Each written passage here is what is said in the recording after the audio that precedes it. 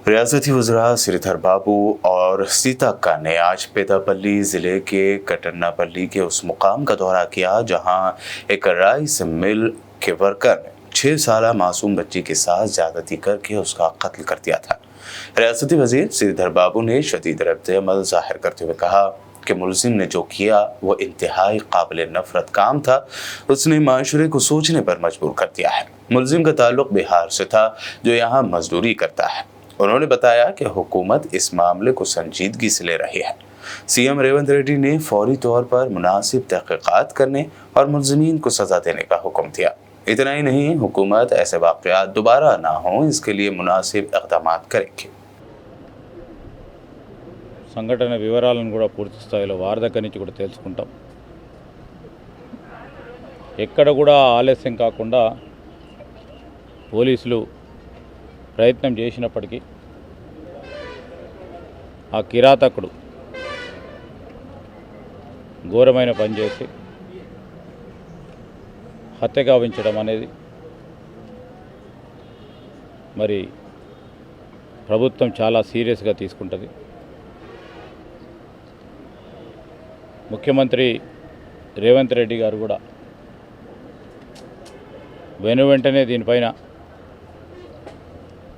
చర్య తీసుకోవాలని, దాని తదుపరి కూడా ఫాస్ట్ ట్రాక్ కోర్టు ద్వారా శిక్ష పడే విధంగా ఉన్న ఆధారాలతో చట్టపరంగా ఆ నిందితుడిపై చర్యలు తీసుకునే కార్యక్రమం ప్రభుత్వం చేపడుతుందని స్పష్టంగా ముఖ్యమంత్రి గారు కూడా చెప్పడం జరిగింది. ఈ క్రమేణా ఎక్కడ ఏ విధంగా జరిగింది, సంఘటనకు సంబంధించిన పోలీసు యంత్రాంగం వెంటనే రావటం, బాలిక ఆచూకీ తీసుకునే ప్రయత్న మార్గం తెలుసుకునే ప్రయత్నంలోనే మరి సంఘటన విషయానికి వస్తే ఆ నిందితుడు అప్పటికే ఆ బాలికని హత్య చేయడం, ఒక గంట వ్యవధిలోనే అన్నీ జరిగిపోవడం మేము ప్రభుత్వం చాలా సీరియస్ తీసుకుంటుంది. ఖచ్చితంగా నిందితుడిపై చట్టపరంగా చర్యలు తీసుకోవడం జరుగుతుంది. कर्नाटक के जिला बिदर के 8 थानों में दर्ज 30 मुख्तलिफ मुकदमात में 36 मुलजमीन को गिरफ्तार करके उनके पास से 75,13,300 रुपये बरामद किए गए। चोरी किए गए कीमती असासे जब्त कर लिए गए हैं और मुलजिमान को अदालती तहवील में दे दिया गया। ये बात जिला superintendent of police mister Chinna Basavana SL ने बताया। गिरफ्तार 36 मुलजिमान को अदालती तहवील में भेज दिया गया है।